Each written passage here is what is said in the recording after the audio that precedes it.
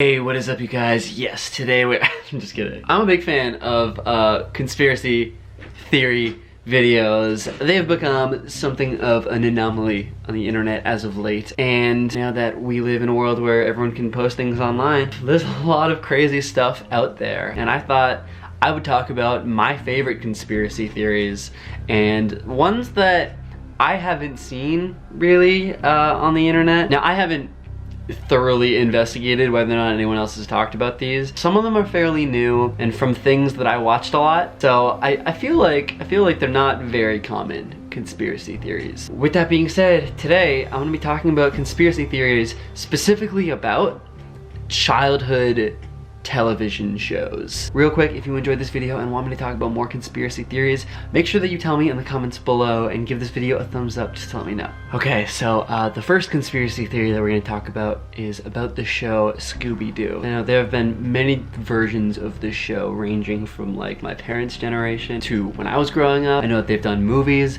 It's a big franchise. The show first released in 1969, and all of the other TV shows that followed are supposed to have taken place in the same year, 1969. And it seems like a pretty simple show, right? It has 4 kids and a dog that can talk for whatever reason, traveling across the USA in a van and solving mysteries along the way.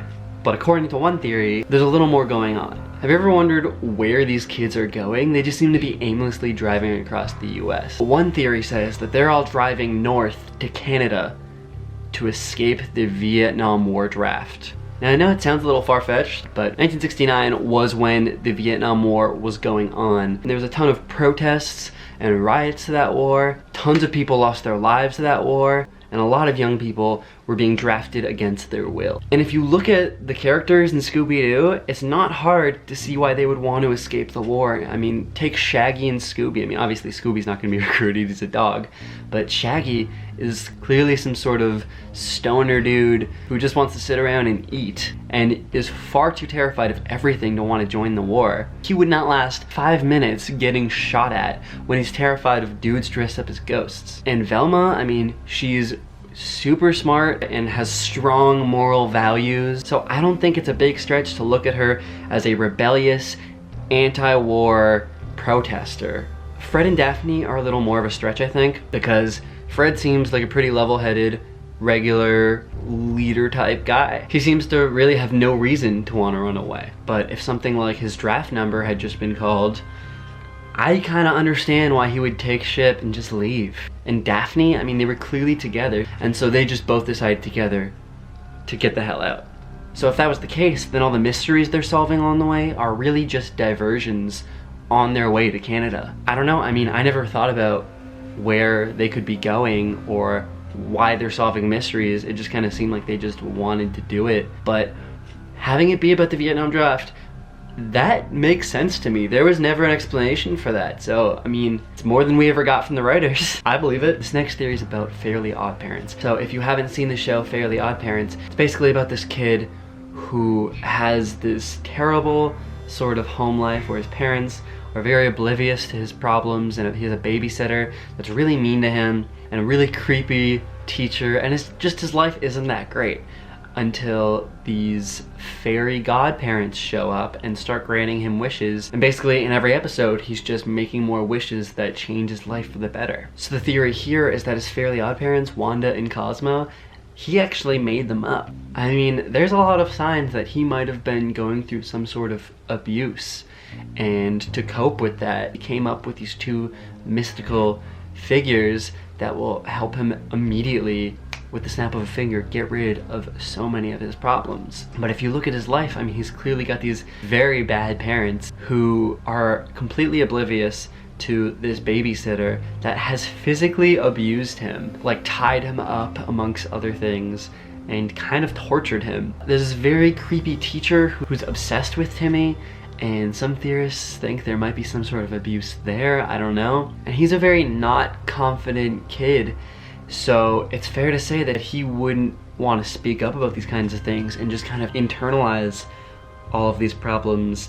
And when you bottle enough stuff up, that could drive anyone to the point where they are finding ways to cope that aren't actual solutions. I don't know, you know, this one seems a bit of a stretch, but it's really dark, and I just thought it was entertaining. And this doesn't really have anything to do with the theory, but just a little fun fact. You know how Timmy's dad is obsessed with the Dinkelbergs and just hates his neighbor? Dinkelberg is a reference to the word dink, which stands for dual income, no kids. So what's really going on is the dad is envious of his neighbors for not having children, and therefore having all of this money to spend on fun activities. If you think about it, it's kind of dark because it's really saying that he wishes he didn't have Timmy so he could have money to spend on whatever. It's a pretty dark show if you believe all this stuff. So this last theory actually is the only one that isn't from a TV show, but it's from a movie, but I just wanted to include it because there are so many theories about this movie, but I've never seen somebody cover this one, and I just thought it was really interesting. The movie I'm gonna talk about is Aladdin, but just as a brief explanation, Aladdin is about this guy who has no money and has to steal just to live and get by and get enough food to eat. And he comes across this magic lamp which has a genie in it, and he wishes to be made into a prince, which kind of works and then doesn't. And then over the course of the movie, uses his other two wishes, and the last one is that Genie gets set free, which is adorable and a really happy thing, and he ends up marrying the princess and everything's great. The theory is that the second he wished to be made into a prince, everything that happens thereafter was because the genie knew how it would unfold. Jafar's plots and using the lamp and turning into a genie, every conflict was foreseen by the genie with the end goal of turning Aladdin into a prince. At the beginning of the movie, he wishes to be made into a prince. After the Sultan gets let out of his weird torture, he's so overwhelmed and so thankful to Aladdin for beating Jafar that he changes the law of the country that allows princesses to marry people who aren't princes, and therefore Aladdin becomes a prince. And you know, this isn't too crazy because Aladdin has made little references suggesting that he might be able to see into the future. He specifically says that Aladdin will not find another girl like Jasmine in a million years, that he knows he's checked. That can mean he's looked behind him in the past, or it could mean that he's seen the future. Who knows? He's a genie. They're capable of some crazy things. So I don't know, I never really connected the dots between him making the wish to be made a prince and then becoming a prince being that wish. Obviously the movie tries to make it look like that first wish just failed because all of his stuff gets shut down, but it was enough to at least get Jasmine's acknowledgement as a prince and to let them start talking and to open up that dialogue that he probably wouldn't have had otherwise. So I'm really just taking it at face value, but I 100% want to believe that that theory is true. I think that is such a cool theory. Anyways, that was the video. I've never done a conspiracy theory video, but God, I love eerie and creepy stuff, or just stuff that makes you think. So really, if you guys enjoyed this video, let me know in the comments and give this video a thumbs up. That would be so rad. Also, if this is your first time watching my videos or seeing my channel, make sure that you subscribe to me and click that little notification button to never miss an upload. I'm posting 2 a week, baby. With all that being said, I'm gonna go, but I hope that you enjoyed this video, and I'll see y'all next time. Peace!